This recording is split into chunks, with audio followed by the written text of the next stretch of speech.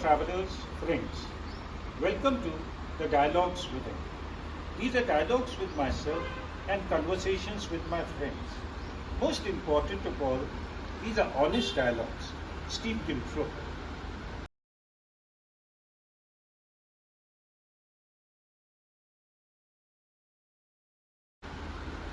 Fellow travelers, friends, कल मैं लखनऊ से प्रयागराज आ रहा था।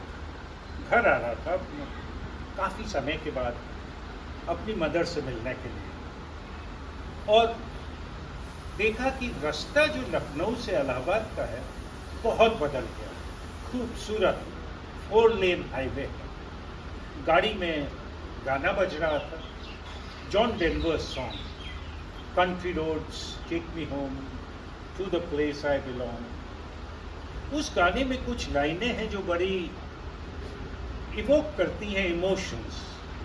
वो लाइनें हैं, life is older than the trees, younger than the mountains, flowing like a breeze।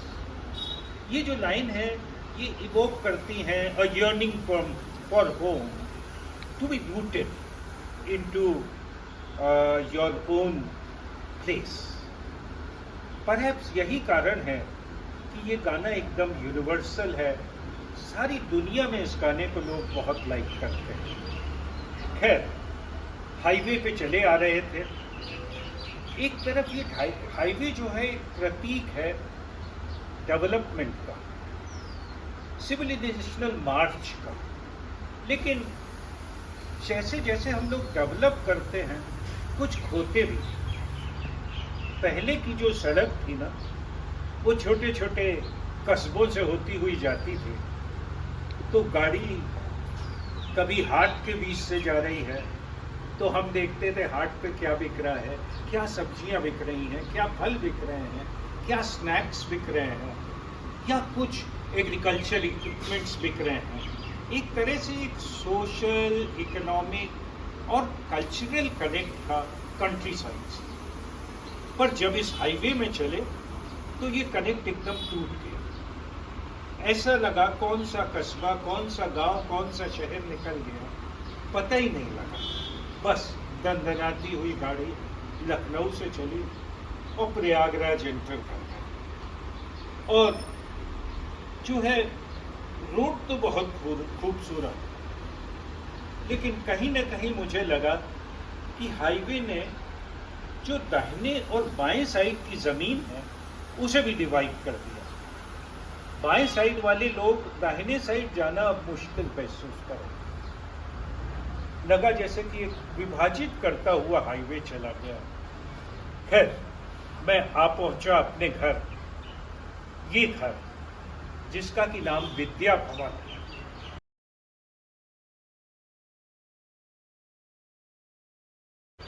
मेरी दादी का नाम विद्यावती। ये घर मेरे फादर ने बनवाया। मेरी उम्र का घर है। जितना बुजुर्ग मैं हूँ उतना बुजुर्ग ये घर। और कहते हैं नाम का असर होता है। तो इस घर में जितने भी बच्चे थे, हम लोग भाई बहन, सबको पढ़ने लिखने का शौक। सभी एकेडमिक्स में गए। मैं ही था जो कि इंडियन पुलिस सर्विस में चला गया। खैर, विद्या क्या है? विद्या is to know something, also how to do things, when to do things, why to do things.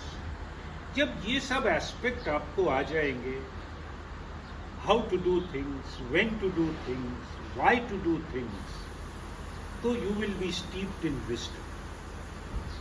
A way of living life to me is Vidya। और इस घर से पहले हम लोग इसी के पीछे एक कॉटेज था, उसमें रहते थे और बहुत सुंदर यादें हैं उस कॉटेज की। अभी तो इस इलाके में करीब 500 घर होंगे, लेकिन उस दौरान यहाँ पे एक अकेला घर था और काफ़ी दूर एक मास्टर साहब थे, उनका घर, और एक अकेली सड़क जाती थी मेन रोड पे। बहुत सारे दरख्त थे, चिलबिल के, पीपल के, नीम के। और वो जो माहौल था, एक अंधा कुआं भी था। अंधा कुआं मतलब उस कुएं में पानी नहीं था। और जो मेन रोड थी करीब 250 से 300 मीटर दूर। मेरे फादर प्रोफेसर थे यूनिवर्सिटी में। उनके पास एक पुरानी काली रंग की ऑस्टिन कार थी। जैसे ही वो कार मेन रोड से मुड़ती थी, हम लोग को पता लग जाता था कि पापा घर आ रहे हैं। और कार की बात याद आई तो मेरे बड़े भाई हैं, उन्हें गाड़ी का बड़ा शौक था। तो एक बार मेरे फादर बाहर गए हुए थे, उन्होंने चाबी ली, गाड़ी स्टार्ट करी और मेन रोड की तरफ चल पड़े। शायद थोड़ी बहुत चलानी आती थी और गाड़ी का एक पहिया निकल गया। लकीली कोई सीरियस एक्सीडेंट नहीं हुआ। और फिर वो अपना मेरे बाबा के पास आए, बोले मुझे 2 रुपए चाहिए, मिस्त्री को लाके गाड़ी बनवानी। तो ये एक बड़ी ही इंटरेस्टिंग याद है उस समय की। और देखिए क्या है ना, सावन का महीना है इस समय। तो सावन के महीने में उस समय इक्के की रेस होती थी। और वो जो मेन रोड थी उस पे हम लोग सब जाके, मंडे को होती थी, सावन के सोमवार को खड़े हो जाते थे और इक्के आते थे तेजी से। और मुझे अभी भी याद है, आमतौर पे जो इक्का जीतता था उसे एक साधु चलाता था। और वो जो है एक हाथ में लगाम लिए और एक हाथ ऐसे किए हुए इक्का चलाया करता था। बड़ा ही एक्साइटिंग शाम होती थी वो। तो इसकी हम लोग कल रात बात कर रहे थे और आज वेरी इंटरेस्टिंगली हम लोग बाद में कह रहे थे कि अब इक्का देखने को ही नहीं मिलता है। लेकिन आज मैंने अखबार में एक फोटो देखी कि इलाहाबाद में ही, जिसे अब प्रयागराज कहते हैं, अरैल इलाके में कल इक्के की रेस हुई सावन के सोमवार। बड़ा अच्छा लगा कि पुराना ट्रेडिशन अभी भी चल रहा है।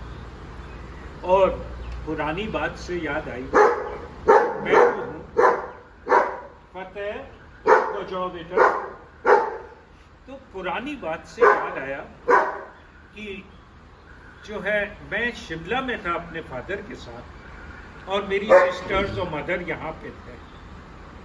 तो चोर आए रात को घर और मेरी मदर ने पिस्टल निकाली और उन्हें कन्फ्रंट किया। और उसके बाद 100 नंबर फोन मिला। थोड़ी देर में जीप में बैठे पुलिस वाले और उन्होंने माँ से पूछा क्या हुआ। जब माँ ने बताया तो वो लोग खूब हंसे कि देखिए माँ जी, आपने तो पिस्टल से चोरों को भगा दिया, आपको हमारी जरूरत ही नहीं है। और उस समय मालूम, हम लोग बाहर सोया करते थे गर्मियों के समय में मच्छरदानी लगा के। और प्रायः हर गर्मी के मौसम में ये होता था कि एक लकड़बग्गा आया है और रात को बच्चों को उठा ले जाता है। ये अफवाह फैलती थी। तो हम लोग छोटे छोटे बच्चे थे, अपनी वो खाट के नीचे एक डंडा रख के सोते थे कि आया लकड़बग्गा तो रात को देख लेंगे उससे। तो बड़ा ही खूबसूरत बचपन था। लेकिन ये जो घर होता है, ये क्या होता है, कैसी जगह होती है ये घर? मालूम, ये जो घर होता है ना, यहाँ पे जो लोग रहते हैं ये एक अपने रिदम में रहते हैं। हर घर की एक अपनी यूनिक रिदम होती है, एक लेजरली रिदम होती है, उसमें रहने वाले लोगों के हिसाब की रिदम। और धीरे धीरे वो घर में मेमोरीज इकट्ठी होती हैं। हर कोने में एक कहानी होती है। घर की खामोशी जो है ना, वो भी कहानी बताती है, हर घर। और हाँ, घर के अंदर ऑब्जेक्ट्स भी होते हैं, चीजें भी होती हैं। इस घर में ही जो है बहुत सारा पुराना सामान, मेरे से भी पुराना। एक डाइनिंग टेबल। 1952 में माय पेरेंट्स गॉट मैरिड। तो शादी के बाद दोनों लोग सिविल लाइन्स गए और 50 रुपए में ये टीक की डाइनिंग टेबल खरीदी। 1952। 11 years elder to me this dining table. और वो डाइनिंग टेबल आज भी है। इस डाइनिंग टेबल ने हमारी फैमिली की 3 जनरेशन्स को देखा। ग्रैंडफादर को, फादर को, हमें, हमारे बच्चों को। इस डाइनिंग टेबल पे बच्चों ने होमवर्क किया है। हम लोग जब छोटे थे तो स्कूल जाने से पहले अपने फादर को अर्थमेटिक की टेबल्स सुनाया करते थे। डिनर और लंचेस तो हुए ही हैं, हर चीज के बारे में डिस्कशन हुआ है। मैं कई बार सोचता हूं कि अगर ये डाइनिंग टेबल, जो कि खामोश विटनेस है मेरे परिवार की कन्वर्सेशंस की, डिस्कशंस की, ये बोलने लगे तो क्या क्या कहानी सुनाएगी। क्यों? है ना? है। ये जो घर है, यहीं पे मैं पढ़ा था 1 साल, पूरे 1 साल पढ़ा था और यूपीएससी में सेलेक्ट हुआ। इसी घर के आंगन में जब रिजल्ट निकला, मैं, मेरा भाई, मेरे father, we hugged each other and it was one of the rare times when I saw my father almost dancing like a young man. इस घर से हम 5 भाई बहन की शादी हुई थी। पर घर के बारे में एक खास बात बोलना चाहूंगा। दोस्तों, घर से अटैचमेंट तो होना चाहिए, इम्प्रिजनमेंट नहीं होना चाहिए। One should not get imprisoned. किसी भी जगह का, किसी भी घर का जो समय बीता है, उसे बहुत आदर के साथ, बहुत रेवरेंस के साथ, ग्रेटफुलनेस के साथ याद करना चाहिए। और एकदम ग्रेटफुल होना चाहिए कि उस घर ने आपकी लाइफ को शेप किया, आपको जो है, जो आप आज हो वो बनाया। और बीते समय से सीखना चाहिए। इस घर से जुड़ी जो कहानियां हैं उसे याद रखना चाहिए, शेयर करना चाहिए, लेकिन उसमें इम्प्रिजन नहीं होना चाहिए। When the life calls, move on, dear friends, and live life with effortless grace. Peace and joy to you, smiles and cheers to you.